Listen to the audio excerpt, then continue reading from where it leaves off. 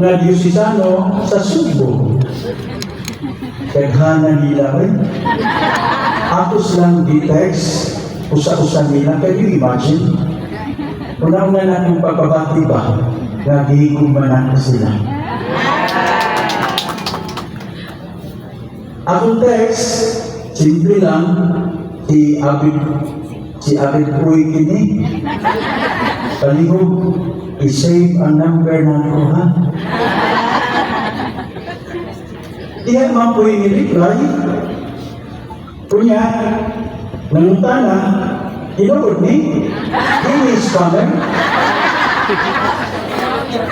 O di ba tinawag? Nangutana si di ba ni is coming? Daw-gawa doon, maalaan ng looks coming. I thank sincerely our beloved Holy Father, Pope Leo, for the trust he has given me.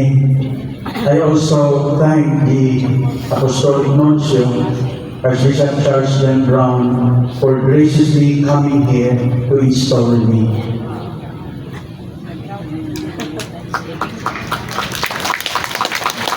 My deep gratitude goes to our new Archbishop Emeritus, Archbishop Joe. Very humble and very kind-hearted. Archbishop Joe, lisod pagsunod nimo, kabalo ko ang mga tao sa Subo, bingamon nimo. Pero okay lang ko. Hindi ko ma-insecure. Pero makasabot ko pag-ayaw, kaya ikaw maayaw. Thanks to the clergy of Cebu, I suspect you had something to do with this. Without your positive responses, I might still be happily playing tennis in Bohol.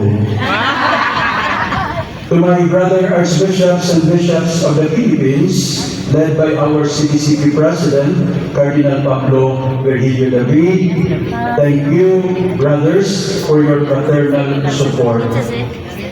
A special word of thanks to Cardinal Chito Tagle for his deeply moving homily. Can you imagine birthday sa iyang mama karon?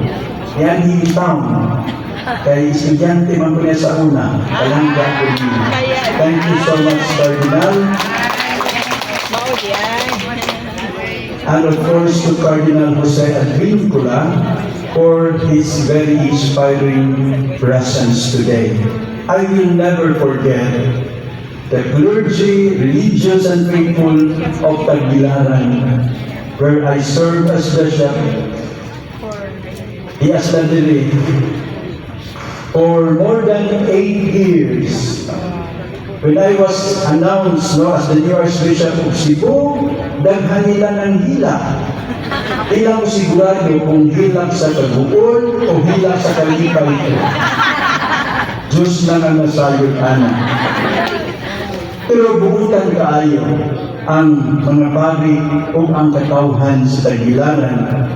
O di na ko sila malimtan, akilang among Bishop Emeritus, si Bishop Leonardo Medroso, iagin sa Direkaron, Bishop, thank you so much. Di na ko malimtan ang inyong kaayo. Of course, I am also grateful to Bishop Dan Pagpon and the good clergy and people of Talibon. Yes, Ladapite. I was ordained by Bishop Christian Noel, a proud Cebuano. May his soul rest in peace. Diyan nag-ordain ako.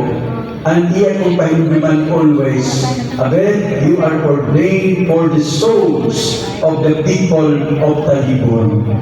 Mauna nga, Bishop, ang taas, diyan naman ko Cebu, pero di na ko kalimtan dihapon ang taga-Talibon. Once again, pakpakan natin sila. To all my dear friends, priests, religious and lay, from near and far, who made the effort to be with me on this memorable day of my installation. Salamat kayo, Ninjo. Hindi mawa ang magkagulaan, Ninjo din ako. and even to those who follow me on Facebook and YouTube. Thank you so much. Your support encourages me to continue evangelizing with zeal and dedication. To my dearest family and relatives, I owe my deepest gratitude.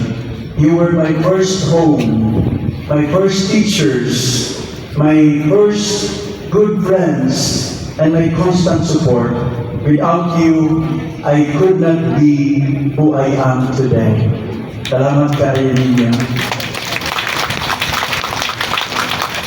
To my alma mater, the Immaculate Heart of Mary Seminary in Tagbilaran, St. John Vianney Theological Seminary in Cagayan de Oro, Loyola School of Theology in Quezon City, and the Gregorian University in Rome, thank you for forming me for the priestly ministry, even if perhaps not for a mission this big.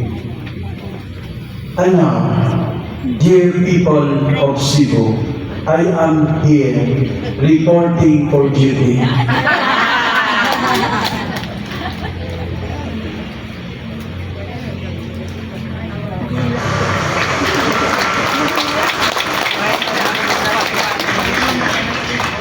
Ay grabe ang taga-Sugbo na nilawag na ako.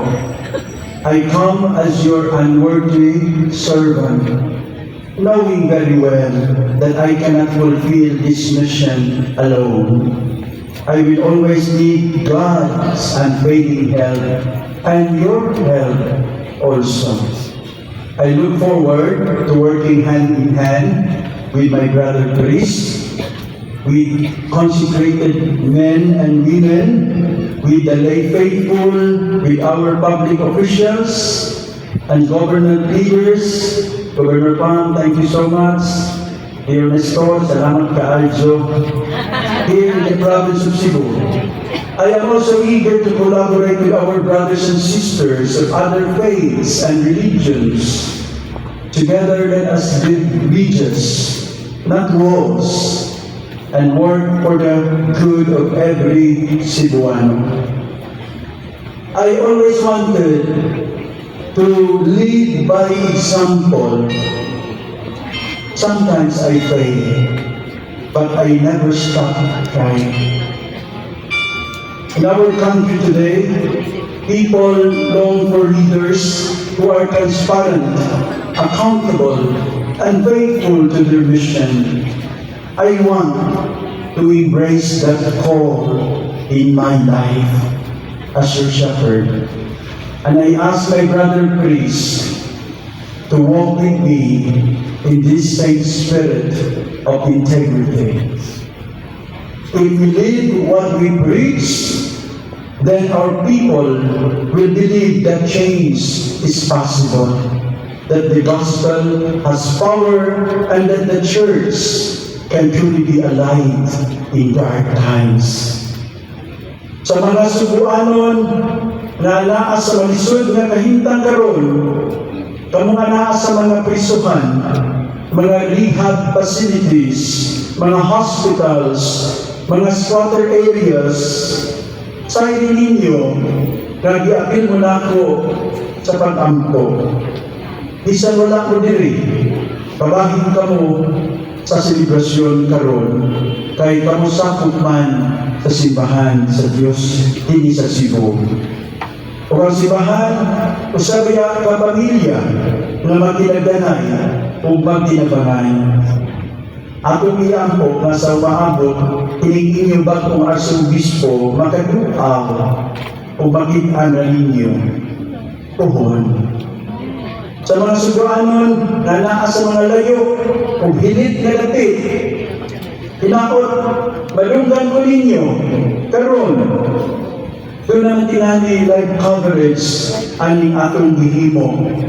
Kamu naa sa kabukiran, mga matuma, kamu naa sa kaislahan, mga mangingisda, sa ninyo, na ako tinguhaon Diyos ang pagduaw ninyo. Di tingali magali, kay dako kayo ang Cebu. Pero maling kamot ko. In the meantime, follow lang mo sa atong Facebook page.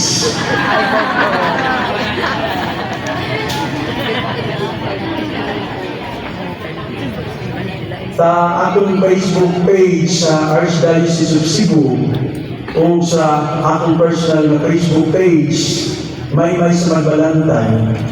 Literally, it is gentle advice of the shepherd. The shepherd here is not me, is Jesus. I'm just a humble mouthpiece. Aron inyong makita o madunggan ang mga mensahe sa inyong Arsobispo na doon ay kalandigitan sa atong kinabuhi sa simbahan. Apit na kumahuman. I am reminded today of an old Irish fisherman's prayer. It goes like this: loving God, the ocean is so big and my boat is so small. Have mercy on me. Today, I echo that prayer. Loving God, the Archdiocese of Cebu is so big and my capacity is so little. Please be good to me. My dear Cebuanos, I don't dream of becoming a great archbishop. I may not be the best archbishop, but with humility and trust in God, I promise to give you my best, so that together we may walk closer to Christ, our true shepherd. Thank you so much.